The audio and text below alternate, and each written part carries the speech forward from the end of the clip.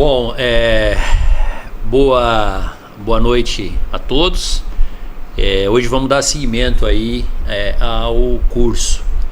Eu ainda não passei o material para vocês, porque estou terminando algumas adaptações que estou fazendo, mas eu estou gravando essa aula na sexta-feira, então na segunda-feira eu já coloco tanto da aula anterior quanto desta aula. Tá? Não recebi nenhum pedido de vocês.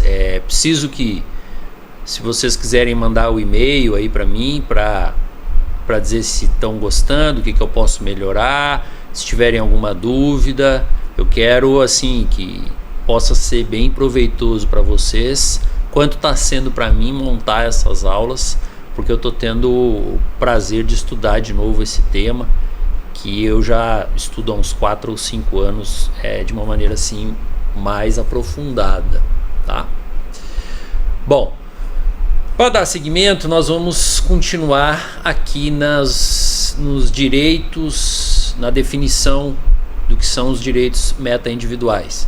Nós vimos que a previsão legal está lá no artigo 81, parágrafo único do Código de Defesa do Consumidor, lá nos incisos 1º, 2º e 3º, existe lá a regulamentação de cada um destes, do que é um direito difuso, do que é um direito coletivo estrito sensu e do que é um direito individual homogêneo.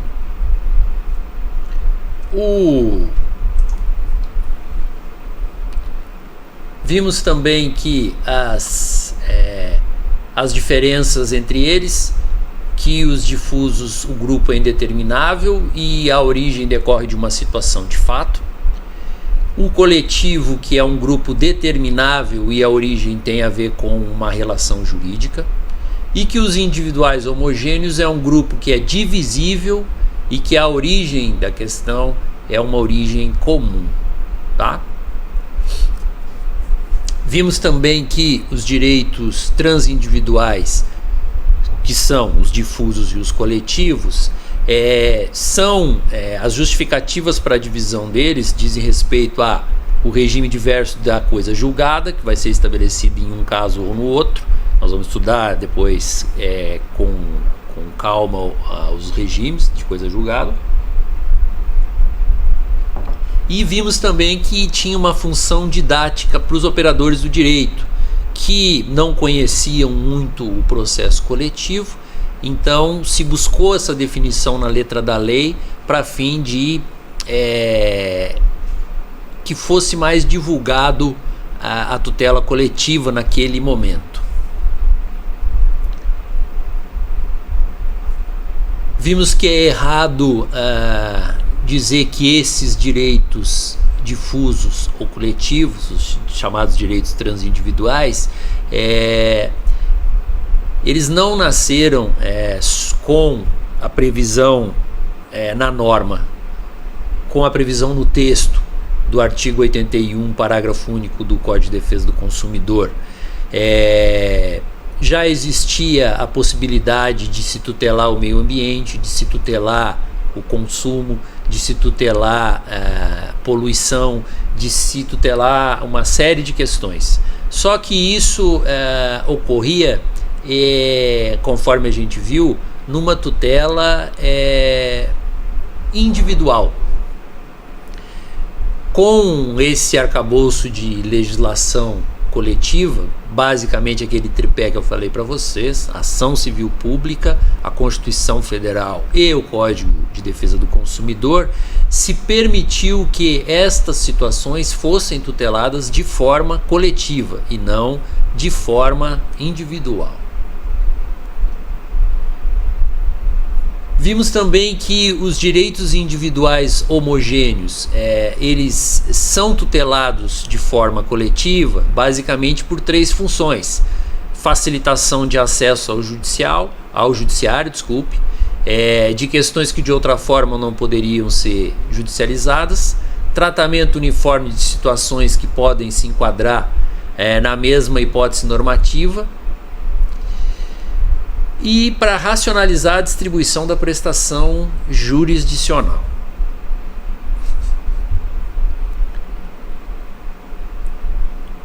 Os direitos individuais homogêneos, eles são uma categoria de direito material, sendo que eles estão no processo, eles vão ao processo de forma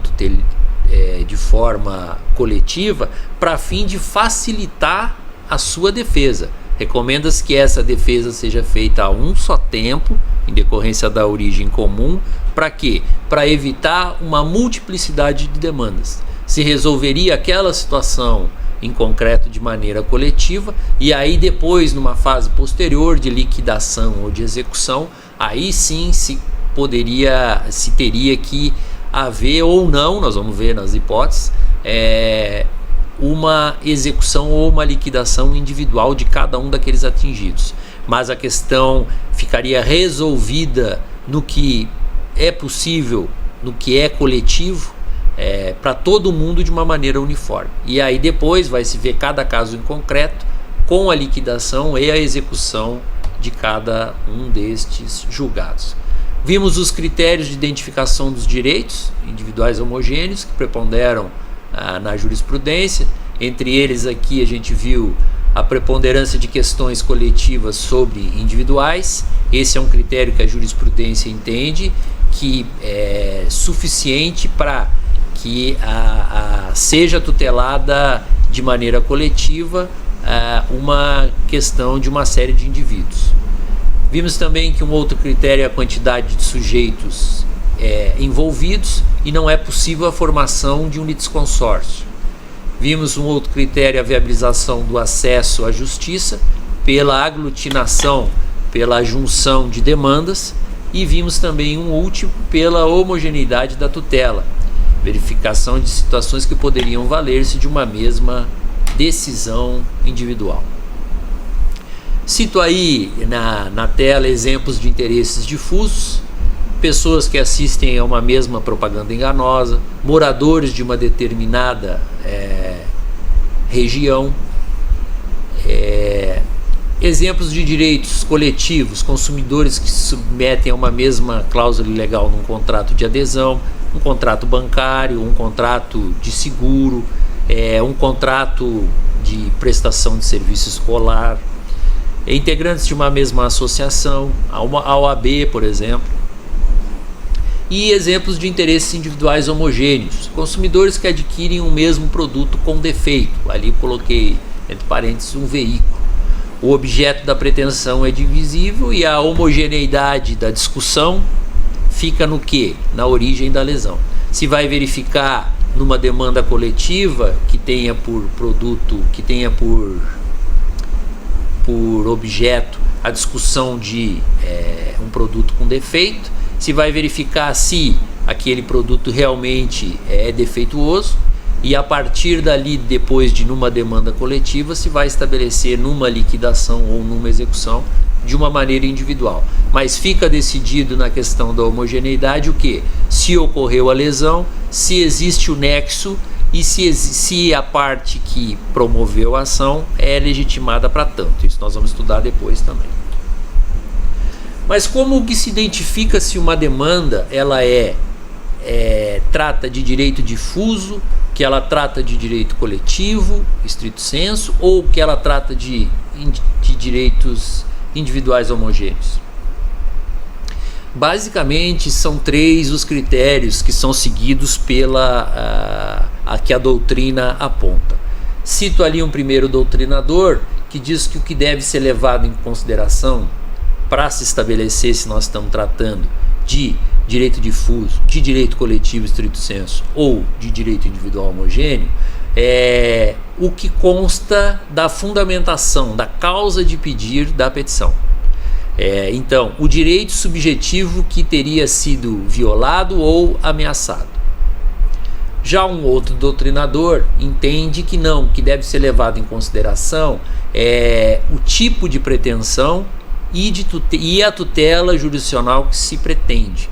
Então, esse doutrinador, o primeiro, trata da questão de causa de pedir da petição inicial, e este outro, do segundo doutrinador, ele vai dizer que deve-se atentar ao pedido que é feito. A partir dos pedidos, ou do pedido ou dos pedidos que são feitos, é que é possível se extrair se está se falando de um direito difuso, de um direito coletivo estrito sensu, ou de um direito individual homogêneo.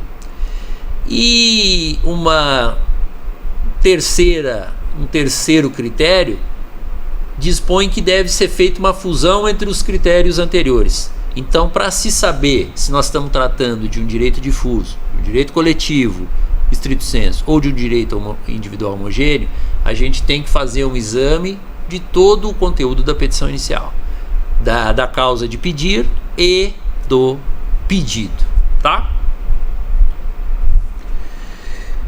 Mas eu posso, numa mesma ação coletiva, tratar de todos estes direitos. É possível que se trate em uma única ação coletiva. Eu posso tratar de um direito difuso, posso tratar também de um direito coletivo estrito sensu e posso tratar de um direito individual homogêneo.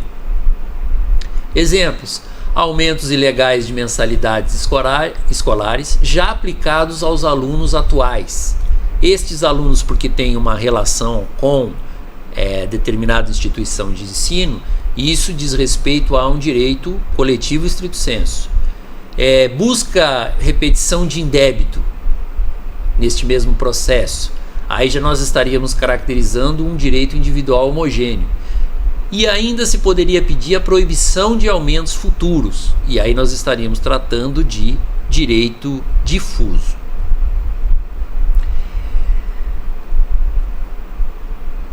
Não se trata de ser, isso aqui é importante, por isso que está destacado em vermelho aí no material, não se trata de ser o interesse simultaneamente difuso, coletivo ou individual homogêneo. O que ocorre é uma combinação de fatos sobre uma mesma relação jurídica que vem a provocar o surgimento de interesses transindividuais de mais de uma espécie. Aí eu cito aí os exemplos que estão em doutrina: o acidente de Chernobyl na Ucrânia, em que um dos reatores de uma central nuclear explodiu. Isso ocorreu em 26 de abril de 1986, já faz bastante tempo. Na época foi um problema de grande repercussão. Ou tsunami, em razão do qual ocorreu um vazamento de material radioativo na usina nuclear de Fukushima, no Japão, em 11 de março de 2011, em que ocorreram danos difusos ao meio ambiente e, ao mesmo tempo, danos individuais homogêneos e divisíveis para aqueles moradores dessas regiões. Vamos pegar outro tipo de exemplo que está mais próximo de nós, que foi este último acidente que tivemos lá na região de Brumadinho, em Minas Gerais, em que ocorreram danos difusos ao meio ambiente, danos individuais homogêneos para os moradores daquela região, e também danos coletivos para associações que poderiam eventualmente, por exemplo, uma associação de pescadores daquela região, que ali os rios que ali cruzavam certamente teve uma mortandade muito grande de peixes. Então também se poderia pensar ali num direito coletivo estrito sensu. Então eu posso tratar em uma ação coletiva, numa mesma ação coletiva, eu posso tratar de todos estes direitos difusos, coletivos estrito sensu ou individuais homogêneos. Eu posso tratar de todos eles num mesmo processo. Vai depender do que? De eu verificar, conforme a gente viu nos slides anteriores, a partir do pedido e da fundamentação é que eu vou verificar de que tipo de espécie se trata, ou se estamos tratando no processo destas 3 espécies, ou de 2 espécies, ou de uma só. Aí vai depender da análise que vai se fazer da petição inicial. Essa classificação, que é feita legislativamente lá pelo 81, parágrafo 1º do Código de Defesa do Consumidor, ela é uma classificação que a doutrina atual vai dizer que ela já não é mais interessante de ser seguida. Porque ao invés de facilitar, às vezes, ao contrário, dificulta o sucesso de uma demanda coletiva. Por que dificulta? Porque se fica perdendo muito tempo em buscar definir o que é um direito difuso, se nós estamos falando de um direito coletivo estrito sensu, ou se nós estamos falando de um direito individual homogêneo. Então vai-se dizer que esta classificação que foi feita, que tá e tem previsão lá nesse artigo que eu falei para vocês, que ela teve seu mérito, mas que hoje ela já deve ser superada, porque já não atende aos fins que a atual fase do processo coletivo está passando. Dentre estas críticas, eu aqui não estou dizendo que eu concordo ou que eu discordo, eu só estou passando isto para vocês. Entre essas críticas existe uma classificação que é proposta por Edilson Vitorelli. Esse é um autor que escreve sobre processo coletivo e que também escreve sobre processo civil. E é um autor que vocês devem, sempre que passarem por ele, os olhos pelo nome dele, alguma coisa, algum artigo que trate, que ele venha a escrever, vocês devem fazer a leitura, porque eu recomendo a leitura, né? Vocês devem, quem sou eu, né? Cada um tem as suas escolhas, mas eu acho que é oportuno que vocês leiam, porque é um autor que está se destacando e sempre traz ideias bastante interessantes para o processo civil. Ele diz que esta classificação que é feita na lei, ela não deve mais ser seguida, porque não se deve levar em consideração os direitos meta-individuais, se são direitos difusos, se são direitos coletivos, se são direitos individuais homogêneos. Ele parte de outro viés. Qual é o viés dele? Que se parta do conflito coletivo. E aí ele divide esses conflitos coletivos em litígios transindividuais de difusão global, litígios transindividuais de difusão local e litígios transindividuais de difusão irradiada. Os primeiros seriam qualificados porque não atingiriam diretamente os interesses de qualquer pessoa, de sorte que é a sociedade tomada como um todo a principal prejudicada. Esses os litígios de difusão global. O segundo grupo de litígios, os transindividuais de difusão local, ter-se-ia lesões que atingem de modo específico e grave comunidades, que são comunidades, grupos de reduzidas dimensões e fortes laços de afinidade social, emocional e territoriais, traduzidos em um alto grau de consenso interno. E os litígios transindividuais de difusão irradiada traduziriam a noção dos megaconflitos, em que interesses pessoais de diversas pessoas ou grupos são atingidos, não havendo identidade de prejuízos ou de interesses. Então essa é uma classificação que é proposta por esse autor, que está caindo muito em concursos e da qual se está falando muito. No material de apoio que eu vou passar para vocês, existem alguns artigos de alguns autores que já falam, inclusive, de algumas dessas tragédias recentes, já levando em consideração a classificação deste autor. Ali está o livro em que ele faz esta classificação. Este livro é a base, eu não me lembro se da dissertação de mestrado ou de doutorado deste autor. É um livro também que, para quem tem condição financeira, eu recomendo que adquira, porque realmente é um livro, primeiro, muito bom, e segundo, cobrado em concurso para aqueles que têm interesse em submeter a um concurso público. É um livro de leitura obrigatória nessa área de direitos coletivos. Tá? Então, tivemos até aí a base do que a gente trata sobre direitos individuais direitos difusos, coletivos e individuais homogêneos. Tudo vai depender do que consta da petição como causa de pedir e como pedido. A partir daí a gente vai perceber, bom, eu estou tratando aqui no processo de um direito difuso, eu estou tratando aqui no processo de um direito coletivo estrito sensu, eu estou tratando aqui no processo de um direito individual homogêneo, ou de todos estes, ou de parte desses direitos no mesmo processo, tá bom?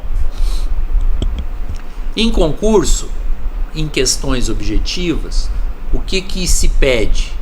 Se vai buscar de vocês, a depender do concurso que vocês estão realizando, vai se buscar a análise do artigo 81, parágrafo único, vai fazer a citação ali e vai dizer, olha, este aqui caracteriza como um direito difuso, isto é um direito difuso, isto é um direito coletivo, vai fazer a descrição de um dos incisos e vai dizer se aquilo é direito coletivo, ou vai fazer o contrário, vai citar o que é um coletivo e na verdade vai dizer que é um difuso. Então são questões, a depender do tipo de concurso, que buscam induzir vocês numa resposta. Para um outro tipo de concurso, jamais em que se tenha que ter um conhecimento mais específico, aí já vai se buscar uma solução de jurisprudência, já vai se buscar de vocês que saibam identificar se um determinado exemplo que for citado, se está discutindo que é um difuso, se está discutindo que é um coletivo estrito sensu, ou se está discutindo que é um direito individual homogêneo. Por fim, para um outro tipo de concurso, aí sim, aquele concurso que é bem específico, aí vai se buscar já uma classificação como esta classificação que eu fiz deste doutrinador, tá? Aí vai depender do tipo de concurso que vocês estão submetendo. Estou falando de questões de concurso e também vai ter lá no final na nossa última aula, eu vou postar algumas questões de concurso para que vocês percebam, porque me foi relatado que seria para um curso para fim de um possível concurso a que vocês iam submeter, tá? Bom, vou falar um pouquinho então de ações coletivas. Esse rol que eu vou conversar com vocês não se esgota aqui, tá? Teria aqui mandado de injunção coletivo, que eu vou citar lá, mas eu acho que estas aqui são as principais ações coletivas, e eu, como não tenho muito tempo de falar sobre todas, elenquei essas 4. Lembrem que num slide anterior, vou passar aqui para a gente ver,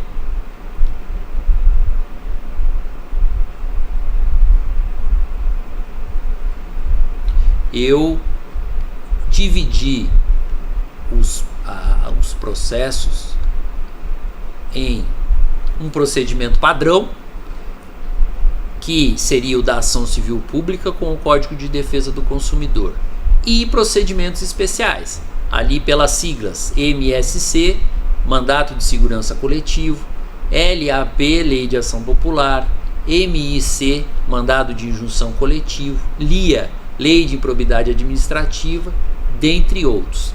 Falei para vocês também que tínhamos 3 espécies de tutela, e disse para vocês que há a doutrina que entende que a tutela da ordem jurídica, que é a tutela da norma, que é a tutela de controle de constitucionalidade. Falei para vocês que este tipo de tutela eu não considero como de tutela coletiva e por isso não estou abordando aqui. Mas existe doutrina que vai dizer que isto é processo coletivo e vai tratar dela. Não vou tratar, conforme já falei na outra aula, porque vocês também vão ter direito constitucional, certamente com muito mais encontros do que terão comigo. E lá o professor de direito constitucional vai tratar com vocês sob controle de constitucionalidade de leis, tá bom? Então vamos voltar aqui para o que me interessa, que são as ações coletivas.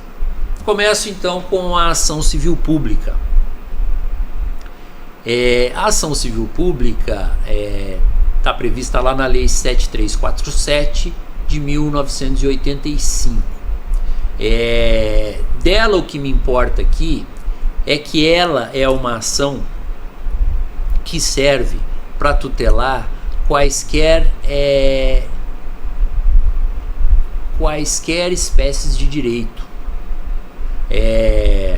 O que eu posso ter como objeto de uma ação civil pública? Meio ambiente, consumidor, bens e direitos de valor artístico, estético, histórico, turístico e paisagístico, infração de ordem econômica, ordem urbanística, honra e dignidade de grupos raciais, étnicos ou religiosos, ou patrimônio público e essencial.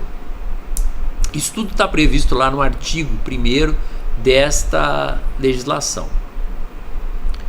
Esse rol que se traz lá neste artigo 1º, ele é exemplificativo, justo pelo inciso 4º, razão pela qual eu posso usar a ação civil pública para tutela de qualquer outro direito difuso ou coletivo que não dos que constem ali citados neste artigo 1º.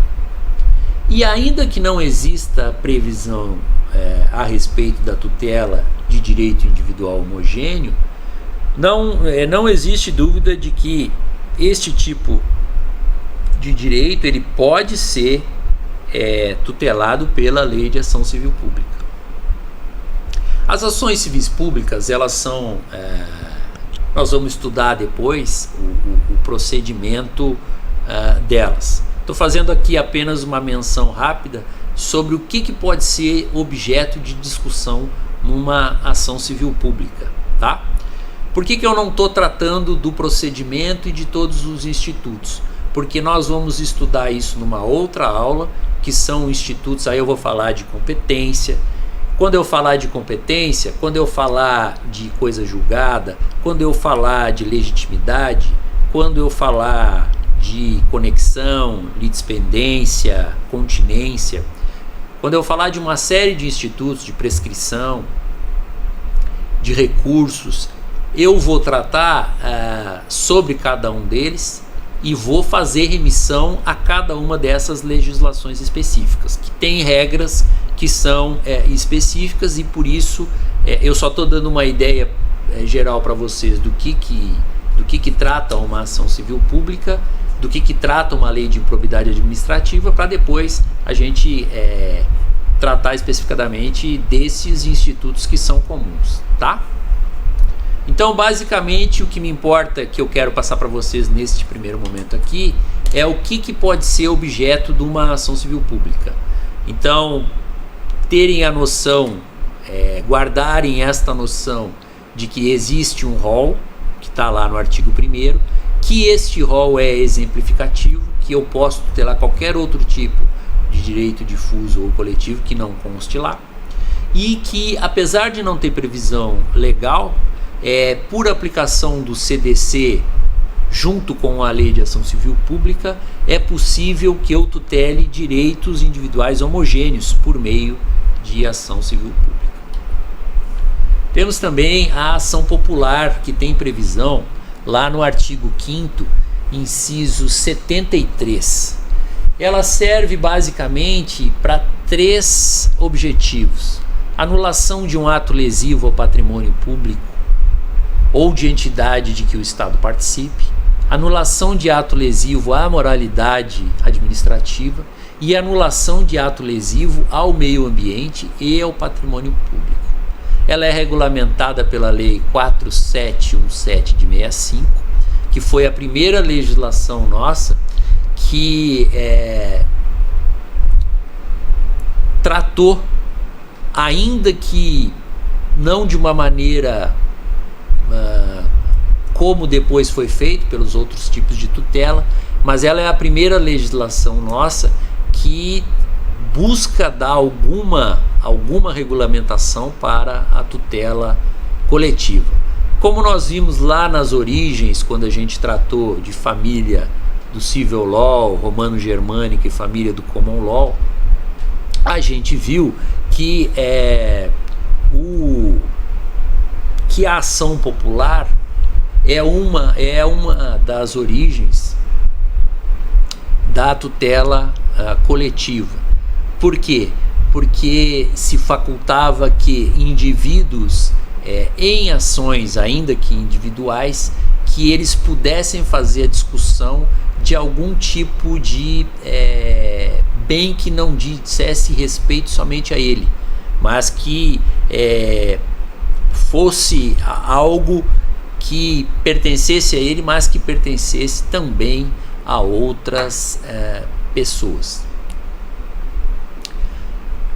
Então, na ação popular, eu entendo que na ação popular são tuteláveis apenas direitos difusos. E por isso ele tem uma área, a ação popular tem uma área mais restrita que a ação civil pública, em que se pode tutelar todas as espécies de direito material protegidas pelo microsistema.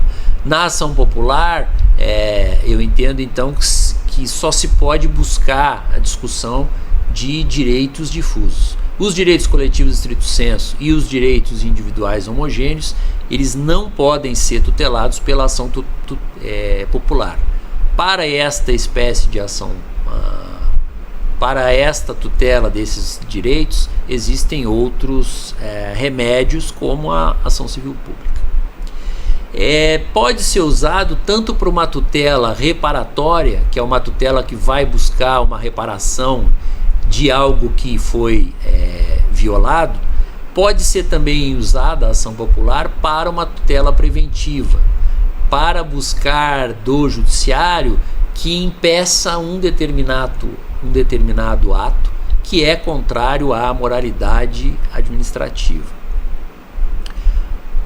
E se basicamente se vai buscar na ação popular, se vai discutir nela a ilegalidade e lesividade de algum ato administrativo. Um exemplo recente de uma ação popular é uma que existe na Justiça Federal, em que vocês ouviram falar por agora, mas pode ser que não tenham ouvido como menção à ação coletiva. É uma ação popular que foi proposta contra o nosso atual presidente da República, para que ele apresentasse exames médicos que demonstrassem que ele não está com esse vírus que está nos assolando aí, o Covid-19. Essa foi uma ação que foi proposta na Justiça Federal. O juiz recebeu ela e ela está tratando de uma tutela coletiva, de um direito difuso. Eu não conheço os termos da ação, mas o juiz admitiu e determinou que o presidente, por meio de uma tutela provisória, que o presidente da República apresentasse estes exames. Salvo engano, isso foi objeto de recurso, esta decisão, e parece que foi afastada, foi dado provimento ao recurso e foi suspensa a ordem deste juiz de que o presidente apresentasse, num prazo lá que foi concedido, salvo engano 10 dias, de que ele apresentasse estes exames. Então, mais uma vez, dizer para vocês que a tutela coletiva não está longe da gente. Ao contrário do que a gente pensa, a tutela coletiva ela está sempre aí no nosso meio como um instrumento que é bastante utilizado, tá? Bom, além da ação civil pública e da ação popular, eu também aponto aqui o mandado de segurança coletivo, que está regulamentado lá na Lei 12.106 de 2009. O mandado de segurança coletivo tem os mesmos requisitos do mandado de segurança individual. Quais são eles? A ameaça ou violação a direito líquido e certo da pessoa que impetrou, o qual se demonstra esse direito líquido e certo por uma prova pré-constituída. Lá no mandado de segurança, nós vamos tratar disso depois, mas vou adiantar um pouquinho aqui, não existe uma fase de instrução. A prova ela é toda pré-constituída. Quem quer fazer uso deste tipo de remédio deve ter uma prova pré-constituída para demonstrar o direito líquido e certo dele.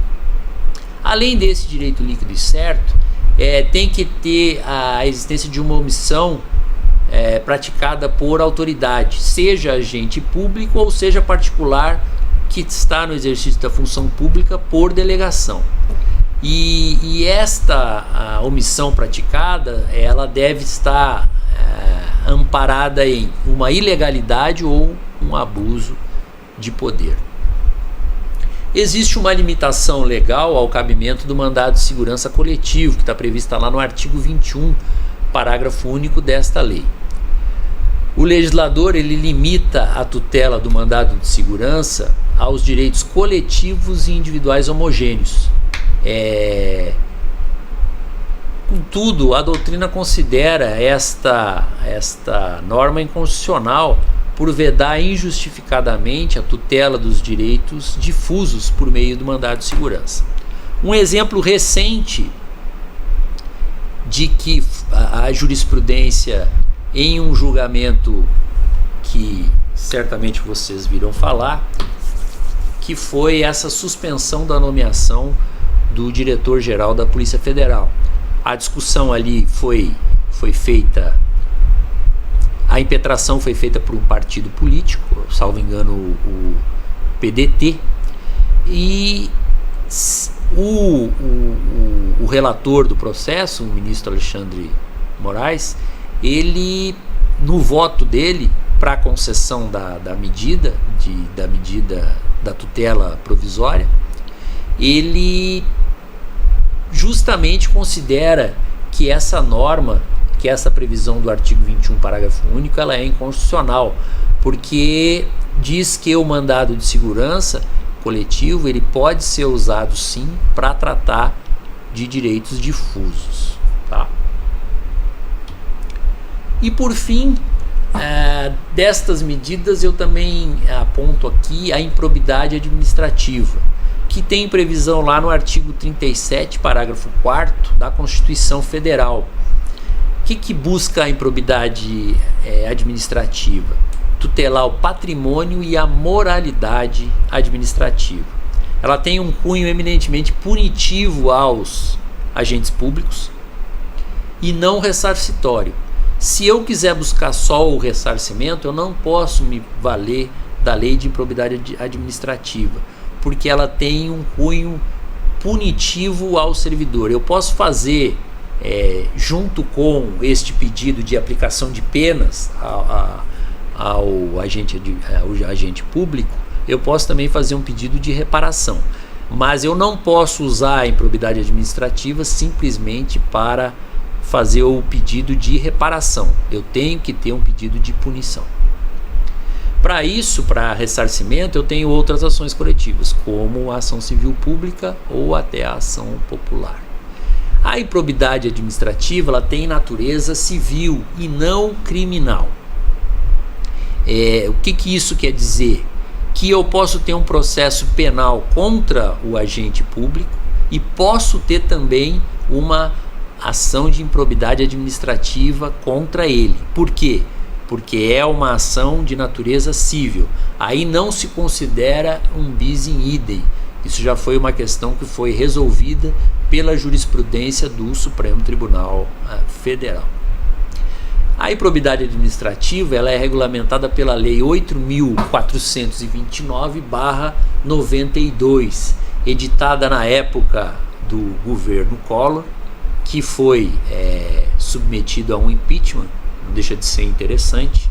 Ele nos traz uma legislação que é muito benéfica para a moralidade administrativa e, ao mesmo tempo, pouco tempo depois ele foi cassado, teve o impeachment e teve que se afastar da presidência da República, tá? Tem particularidades que nós vamos tratar, mas que eu indico algumas aqui. A legitimidade ativa ela é limitada. Ela é uma ação que só pode ser usada por determinadas pessoas. A legitimidade dela, com alguma discussão, é só do Ministério Público. Ela tem uma fase de defesa prévia antes do recebimento da inicial. Então, proposta uma ação de improbidade administrativa, o juiz tem que ouvir aquelas pessoas que estão no polo passivo para, depois do prazo de resposta deles, que o juiz receba ou não, por decisão motivada, esta improbidade administrativa. E ela tem penalidades que são penalidades que estão previstas no artigo 12, que são penalidades que têm um cunho bem diverso. Perdimento de bens e valores, reparação do dano, perda da função pública, suspensão de direitos políticos, multa civil, proibição de contratação com o poder público e recebimento de incentivos ou subsídios, tá? Basicamente era isso que eu tinha para conversar com vocês hoje. Essa é uma aula que eu estou gravando na sexta-feira, já é noite, e eu vou postar para vocês o material, tanto da aula passada quanto desta aula, vou postar até a segunda-feira. Espero o feedback de vocês para mim, do que vocês estão achando das aulas, se tiverem alguma pergunta sobre os temas, eu estou sempre à disposição de vocês. Quero que isso seja, conforme eu já falei para vocês, tão proveitoso para todos que estão assistindo, que estão participando do curso, quanto para mim ministrar essas pequenas conversas com vocês, que eu espero que ajude vocês e que estimule o gosto pelo estudo de questões coletivas, tá bom? Uma boa noite e até o próximo encontro.